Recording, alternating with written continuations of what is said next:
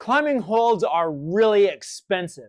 And if you're thinking about DIYing your own high quality climbing hold, you found the right place, because that's exactly what we're going to be talking about today in this video.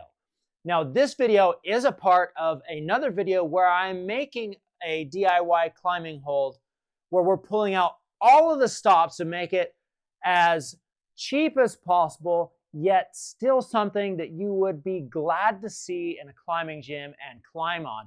You wouldn't be able to tell the difference between this cheaper version versus the pro quality good stuff. So if that sounds something that is interesting to you, make sure you hit the subscribe button and the notification bell so you don't miss it. Now, let's get into this video.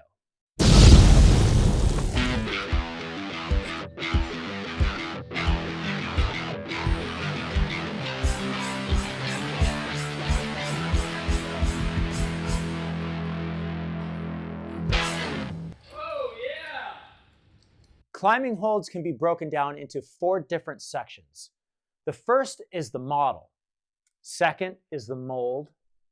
Third is the prep and pour. Fourth is the finish. And we're going to talk about all of those, and I'm going to try to get you a really good start on them, but you're going to have to get a little bit more information as you go on. And of course, the best way to learn is to just jump in and start doing it. So let's go ahead and start by talking about the model. The model that we use for climbing holds is normally made out of floral foam. It's a 2-pound dry floral foam. You do want to get the dry stuff. Do not, I repeat, please do not get wet floral foam. It is so soft. It is going to be really hard to work with, and this is so much better. Also, if you're getting this stuff from a hobby store, do not get the floral foam that looks like it's going to be super rough, because it is super rough. This kind of has a smooth texture to it. You're also going to you might look at it and think, that's not going to give me a good enough texture, but it will, I promise. This is the good stuff, okay? Dry floral foam. I'll have a link down in the description where you can get some of this stuff. I ordered this on Amazon, a case of 20 of these blocks. Not a bad price, and it's going to give you a good opportunity to really get in there and start to learn how to shape.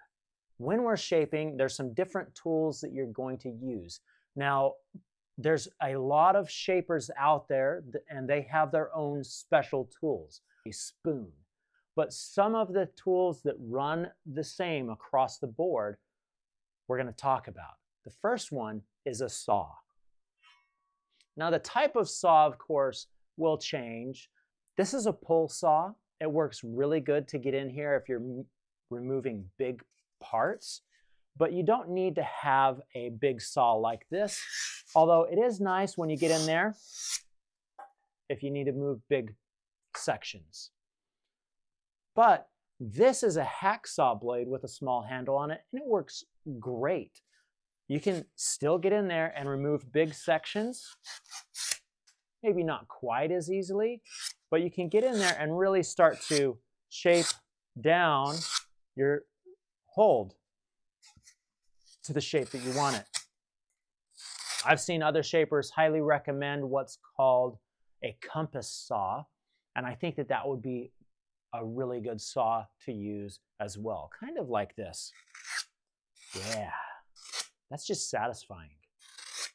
Another thing that's fairly common amongst all shapers is some sandpaper. Now, we want to get the sandpaper that has kind of a foam backing. I think that that works a little bit better, because just regular paperback sandpaper can get in there and make some, imperfections. Go with a medium grade grit. This is actually a fine grade grit. I'm not a big fan of it, but you can come in here, start to sand that down so it's nice and smooth. Create a smooth shape. Now, even if you're going to put some texture in there, or what a design. We call it texturing when you're putting in a design. I always like to start with a smooth shape anyway. So get that shape that you want to climb on down smooth, and then go ahead and put your texture in there, the design, the artistic part. Go ahead and do that after you've got that shape nice and smooth. Some of the tools that you can use, I think jeweler's files are fantastic. Even a sharpened stick can be really good with getting in there and getting some fine details. You can also take some tools from the clay modeling world, some hoops and chisels, things like that. They work great for this as well.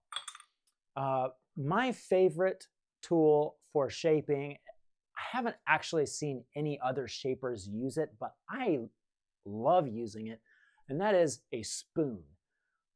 I take just the cheapest spoon that I can find, and I go ahead and around the edges here, sharpen that down so it's a nice sharp edge. After you do that, do not use it for eating. But that's going to allow me to come in here and make some divots, some slices, some really just unique curves very quickly with that. So there's some tools for you to start creating your model. Some rules for your model that you want to keep in mind. Always think about it as if you're climbing on it, so it's going to be vertical like this. If you're thinking about your shape as it's laying down here on the table, then what I've seen people in the past as I've taught them in person how to shape, they always make it really thin. And they're like, oh yeah, this will be great. This is big. It's not actually. You got to think about it up vertical as if you're grabbing it. Some other things that you want to think about is how air is going to be potentially trapped in certain pockets or areas as you're pouring it, which we'll talk about here in a minute. One other thing is the bolt hole. As you're designing your hold and you get it really cool looking, you maybe have this really cool bird feather or a dragon or a lizard maybe, and then you have to put a bolt hole right in the middle of it and it ruins the entire shape. So keep it in mind that you're going to have a 5/8 to 3/4 inch hole in the face of this somewhere. And that bolt hole is going to have to go in pretty much in the center of where the weight is going to be pulled down on it mostly. Try to get that in the center. Maybe if it can't go directly in the center, shift it off to the left side of the climbing hold a little bit if necessary. That way, if it does spin, it's going to turn that bolt into a tighter spot. And so it will be a little less likely to become a spinner. There is your model. Go ahead and get some foam and start carving it up and have fun with it. Nope, no, no, no. We've got to talk a little bit more about shaping here, because this, as you're carving it down, creates a massive dust problem. And you need to do some things to help mitigate that. The first thing that you were going to want to do, I would recommend wearing some safety glasses and probably even a respirator to keep that stuff out of your lungs. Another thing that I've started to do, and I absolutely love it, is this little fan right here. I should have wrote the company down on it, darn it. It's a soldering iron fan, and I put that right there on the bench where I'm shaping, and I turn it on, and it takes all of that dust and it pulls it right into this filter that's on the back and traps it all right there, and it just keeps it away. It's actually works out really nice. I will have a link to that specific fan down in the description if you want to check it out. It works fantastic. Now, once you have your model created like this one here, and I do have to go over this. It got damaged in a move, so it's on hold. Hold This hold is on hold. Okay. Once you have your model all figured out, it's now time to make the mold. So the process of that is we want to have some silicone resin. This is the most common way to make a mold is with silicone resin. This is from Alumilite. It's high strength 3. And I think that it's a really good silicone for DIYers. It works really well and it's fairly easy to get. We're going to create what's called a block mold, a silicone block mold, and it's going to look like this if you follow my steps. This is a good way to make a climbing hold mold. It's going to work really well, and if you make it the way that I'm going to show you, it's going to help save a little bit of silicone, which is going to help save some cost. Now that we've talked about the material, let's talk about the process. Get some 3/4 inch melamine board or a plywood that has a nice, super smooth, and I'm not just talking about sanded, I mean a treated, like this plywood right here. It has this really, really slick surface on the face of this plywood. And I am going to take a hot glue gun and put a bead of hot glue all the way around the back side of my model and glue it down to the board.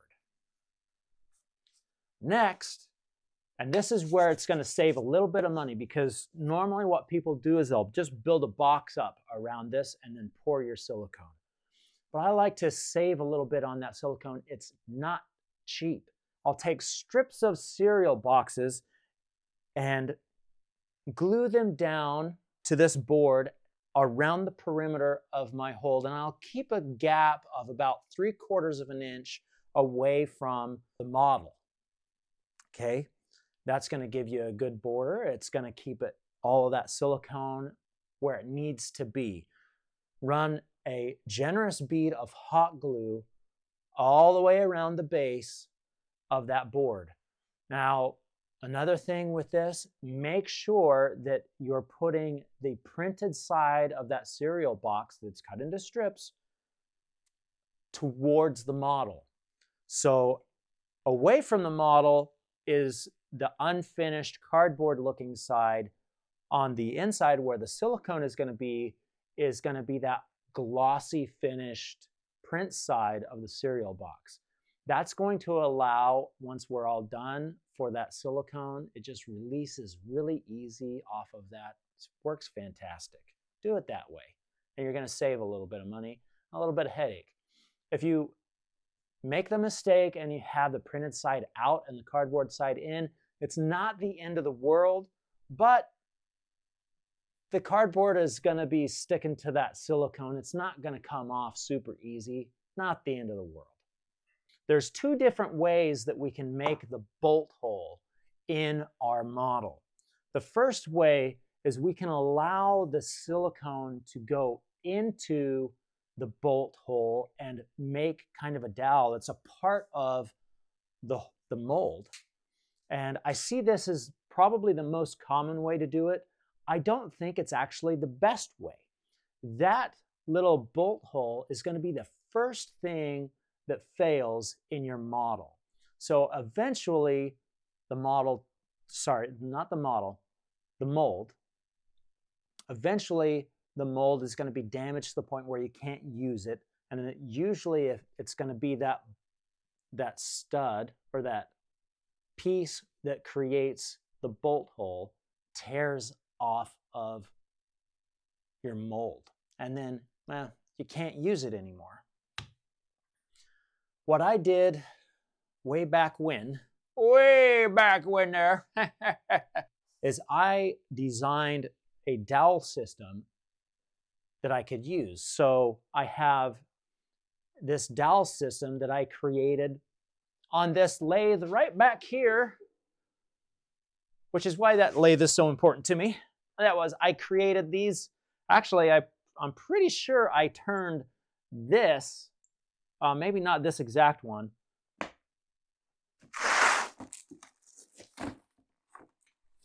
this one for sure.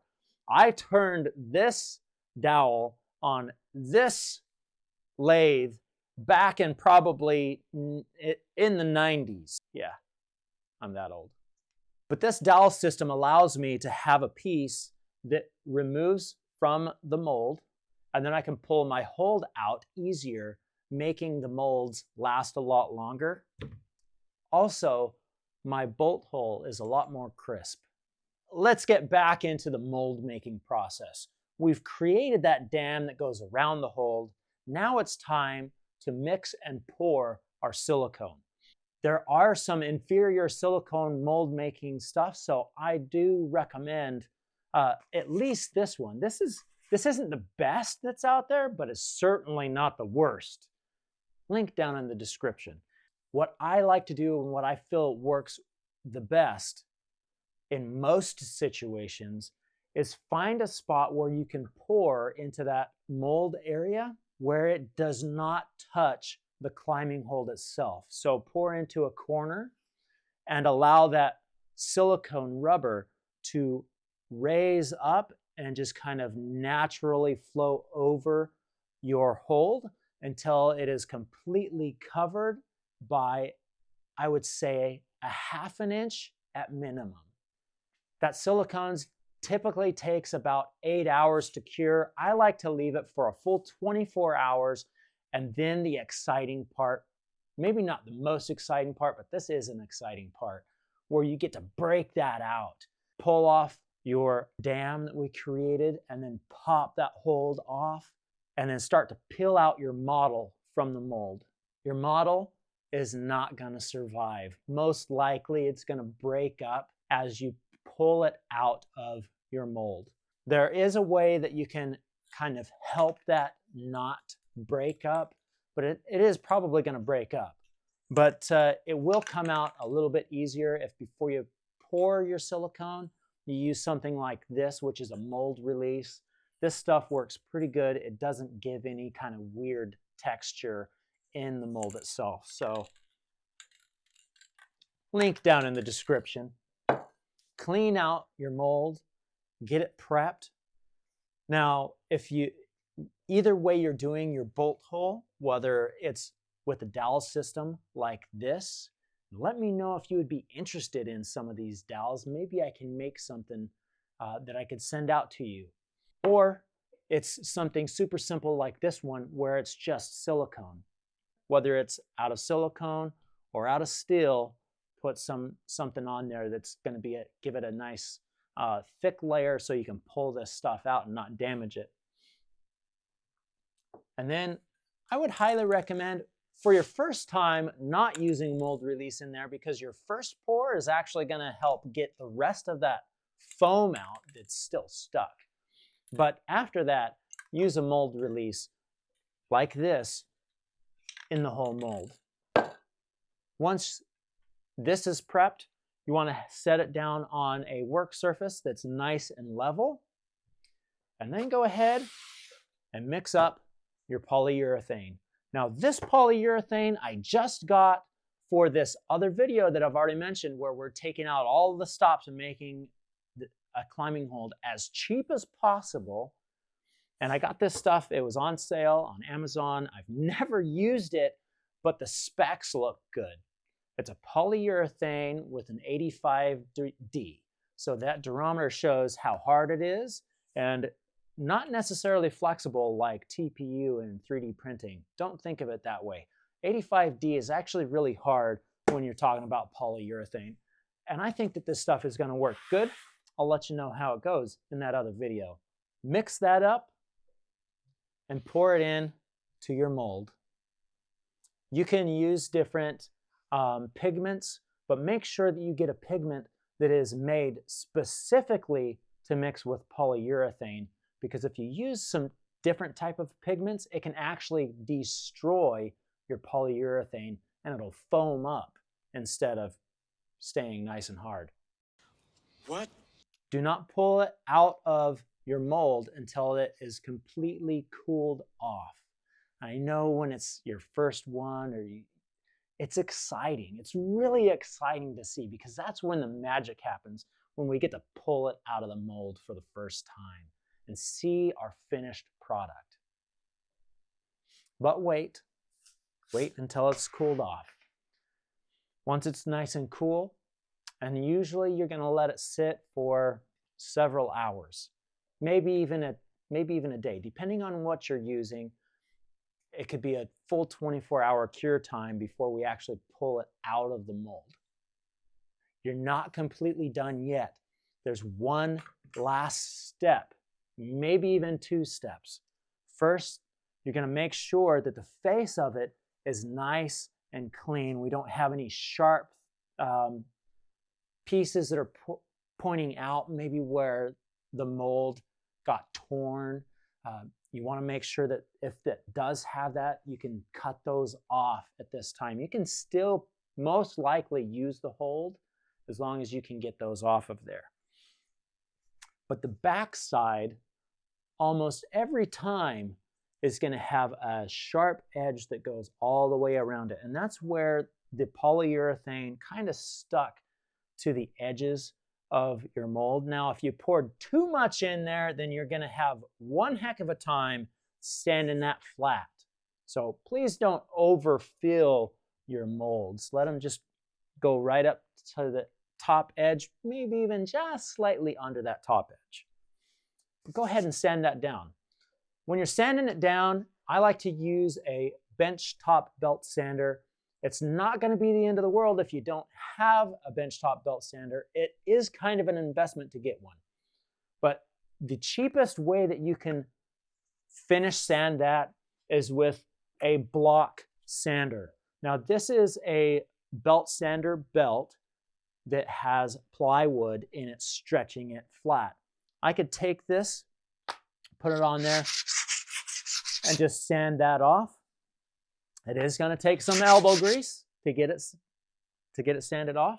Another thing that you can try, and I haven't done this, but I think it'd probably work pretty well, is to get some skateboard decking tape, put that down on a bench top, a work surface, not mom's kitchen table, okay? Don't do that. But a nice workbench like this that's nice and flat, you can put that sanding tape down on there and then sand it flat that way. Once that's nice and flat and everything is good here, go ahead and bolt that up onto your climbing wall and have fun climbing. Remember to use some climbing chalk because climbing chalk saves lives. I hope that you guys enjoyed this video. Like, subscribe, share it with your friends, and I will see you next time right here on Climber Dad. Yes!